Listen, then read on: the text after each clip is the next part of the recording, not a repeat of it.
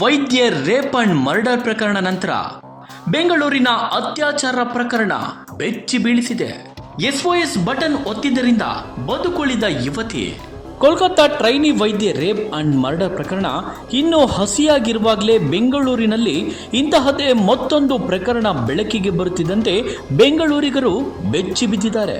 Police ವ್ಯವಸ್ಥೆ ಮೇಲೆ ಅನುಮಾನ ವ್ಯಕ್ತಪಡಿಸಿದ್ದಾರೆ. ಯಾಕ್ರಿ ಪೊಲೀಸರನ್ನ ದೂರ್ತಿದ್ದೀರಾ ಅಂತೀರಾ? ಈ ಪ್ರಕರಣದಲ್ಲಿ ಸ್ವಲ್ಪ ಯುವತಿ ಮೈಮರ್ತಿದ್ರು ರೇಪ್ ಆಗೋದು ಹಾಗಿರ್ಲಿ, ಅದೇ ಸ್ಪಾಟ್ನಲ್ಲಿ ಕೊಲೆಯೋ ಹಾಗೆ ಹೋಗಿರ್ತಿದ್ಲು. ಇಷ್ಟಾಗಿಯೂ ಪೊಲೀಸರ ನಿರ್ಲಕ್ಷ್ಯ ಹೇಗಿತ್ತು ಗೊತ್ತೇ? ಪೂರ್ತಿ ವಿಡಿಯೋ ನೋಡಿ. ಕಾಮುಕರ ಅಟ್ಟಹಾಸದ ನಡುವೆ ರಾತ್ರಿ ವೇಳೆ ಬೆಂಗಳೂರು ಹೆಣ್ಮಕ್ಳಿಗೆ ಸೇಫ್ ಅಲ್ಲ ಅನ್ನೋದು ಮತ್ತೊಮ್ಮೆ ಪ್ರೂವ್ ಆಗಿದೆ.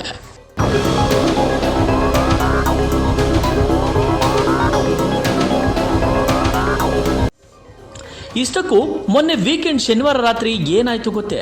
ನಾಗಾಲ್ಯಾಂಡ್ ಮೂಲದ ಅತ್ಯಾಚಾರಕ್ಕೊಳಗಾದ ಸಂತ್ರಸ್ತೆ ವಿದ್ಯಾರ್ಥಿನಿಯು ಚಂದಾಪುರ ಬಳಿ ವಾಸವಾಗಿದ್ದಾಳೆ. ಬೆಂಗಳೂರಿನ ಖಾಸಗಿ ಕಾಲೇಜಿನಲ್ಲಿ ಅಂತಿಮ ವರ್ಷದ BCA ಓದ್ತಿದ್ದಾಳೆ. ಈಕೆ ಶನಿವಾರ ರಾತ್ರಿ ಸ್ನೇಹಿತರೊಂದಿಗೆ ಕಾರಿನಲ್ಲಿ ಕೋರಮಂಗಲದ ಪಬ್ಗೆ ಬಂದು ಪಾರ್ಟಿ ಮಾಡಿದ್ರು. ಪಾರ್ಟಿ ಅಂದ್ರೆ ಗೊತ್ತಲ್ಲ, ಎಣ್ಣೆ ಇದ್ದೇ ಇರ್ತದೆ. ಪಾರ್ಟಿ ಮುಗಿಸಿ ಪಬ್ಬಿಂದ ಹೊರಗೆ ಬಂದಾಗ ತಡರಾತ್ರಿ 12:30 ಸಮಯ. ಸಂತ್ರಸ್ತೆ ವಿದ್ಯಾರ್ಥಿನಿ ಮತ್ತು ಸ್ನೇಹಿತರು ವಾಪಸ್ ಹೋಗುವಾಗ ಮಾರ್ಗ ಮಧ್ಯೆ ಹೊಸೂರು ಮುಖ್ಯ ರಸ್ತೆಯಲ್ಲಿ ಅವರ ಕಾರು ಆಟೋಗೆ ಡಿಕ್ಕಿ ಹೊಡೆದಿದೆ. ನಂತರ ಅಲ್ಲೊಂದು ಸೀನ್ ಕ್ರಿಯೇಟ್ ಆಗಿದೆ.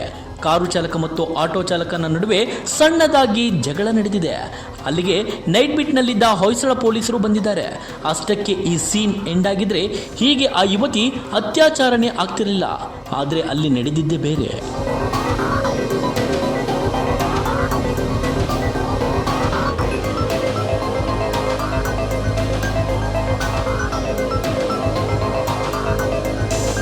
ಹೌದು, ಸಂತ್ರಸ್ತೆ ಕಾರು ಮತ್ತು ಆಟೋ ಚಾಲಕರ ನಡುವೆ ನಡೆಯುತ್ತಿದ್ದ ಜಗಳದ ಸ್ಪಾಟ್ಗೆ ಹೊಯ್ಸಳ ಪೊಲೀಸರು ಘಟನಾ ಸ್ಥಳಕ್ಕೆ ಬರ್ತಿದ್ದಂತೆ ಪೊಲೀಸರನ್ನು ಕಂಡು ಗಾಬರಿಯಾದ ಸಂತ್ರಸ್ತೆ ಸ್ನೇಹಿತರಿಗೂ ತಿಳಿಸದೆ ಎಲ್ಲಿ ಪೊಲೀಸರು ಕೇಸ್ ದಾಖಲು ಮಾಡಿಬಿಡ್ತಾರೋ ಅನ್ನೋ ಭಯ ಆತಂಕದಿಂದಲೇ ಅಲ್ಲಿಂದ ಸ್ವಲ್ಪ ಮುಂದೆ ಬಂದು ರಸ್ತೆಯಲ್ಲಿ ಹೋಗುತ್ತಿದ್ದ ಅಪರಿಚಿತ ಬೈಕ್ ಸವಾರನಿಗೆ ಡ್ರಾಪ್ ಕೇಳಿ ಬೈಕ್ ಹತ್ತು ಹೋಗಿದ್ದಾಳೆ.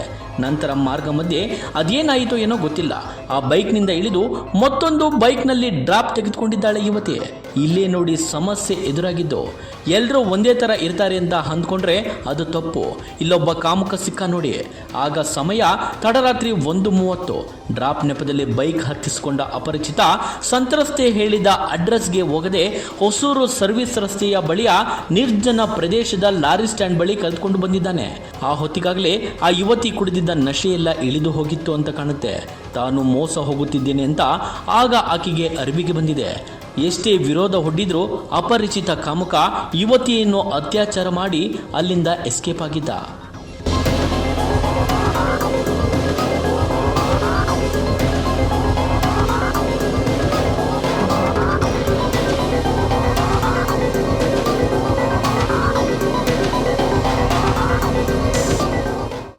SOS ಬಟನ್ ಒತ್ತಿದ್ದರಿಂದ ಬದುಕುಳಿದ ಯುವತಿ.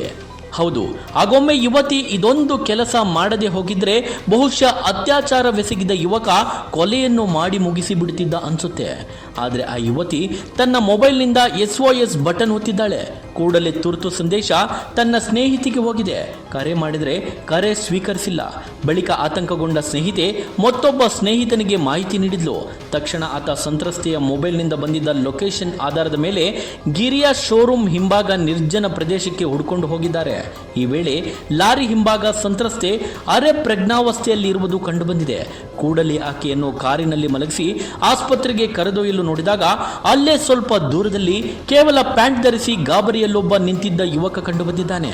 ಆತನ ಮುಖದ ಮೇಲೆ ಪರಚಿದ ಗಾಯಗಳು ಕಂಡುಬಂದಿದೆ.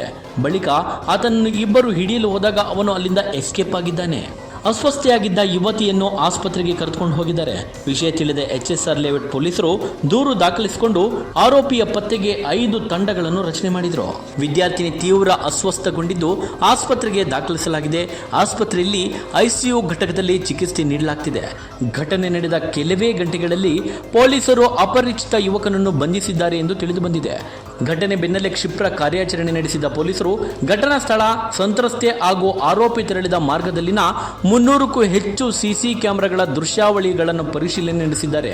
ಅಲ್ಲದೆ ಸಿಸಿ ಕ್ಯಾಮೆರಾಗಳ ದೃಶ್ಯಾವಳಿಯ ಸುಳಿವು ಆಧರಿಸಿ ಭಾನುವಾರ ರಾತ್ರಿ ಬೈಕ್ ಸವಾರನೊಬ್ಬನನ್ನು ವಶಕ್ಕೆ ಪಡೆದುಕೊಂಡು ವಿಚಾರಣೆ ನಡೆಸಲಾಗುತ್ತಿದೆ ಎಂದು ಹೆಚ್ಚುವರಿ ಪೊಲೀಸ್ ಆಯುಕ್ತರಾದ ರಮಣ್ ಗುಪ್ತಾ ಅವರು ವಿವರಿಸಿದ್ದಾರೆ.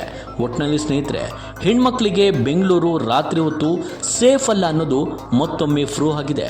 Be careful.